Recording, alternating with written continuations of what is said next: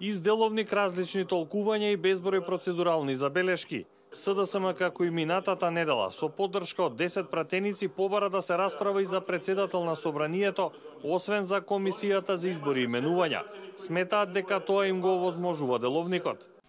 Имате предлог согласно деловникот поднесен по член 78 поддржан од 10 пратеници, кој што вие упорно одбивате да го ставате на гласање. Се наоѓаме во една ситуација лично заради вашето одбивање и вашето неправо да толкувате деловник. Вие немате право да го толкувате деловникот во функција на председавач на конститутивната седница на Собранието на Република Македонија.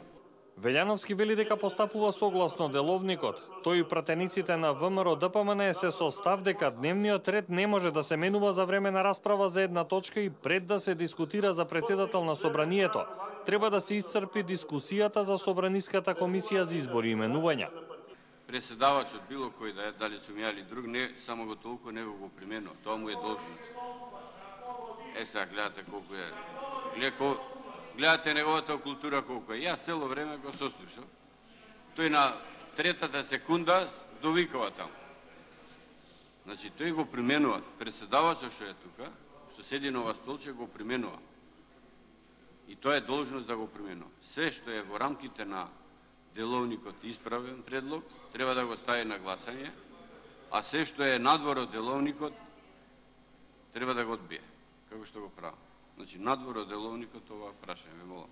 Според Антонио Милошовски, СДСМ се обидува да се однесува насилно и неделовнички. Токму кога Заев треба да го испорача она што го ветил. Деловникот не треба да биде жртва на аболицираниот криминалец Заев кој има амбиција да стане премиер. Собранието мора да го почитува деловникот, без оглед на тоа што некому му се брза да ја испорача тиранската платформа, рече Милошовски. Упатените зборови кон председавачот Велјановски се класична закана. Ако не го толкувате деловникот како што му одговара на СДСМ, ќе добиете пријава од СЈО. Ако Илија Димовски збори нешто против господинот Заев, ќе се отвори предистражна постапка од СЈО против Илија Димовски.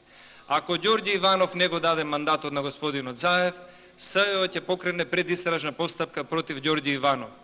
Ако Рангелова збори против Радмила Шеќеринска, СЈО ќе добие задача да испрати писмо и предистражна постапка против Рангелова.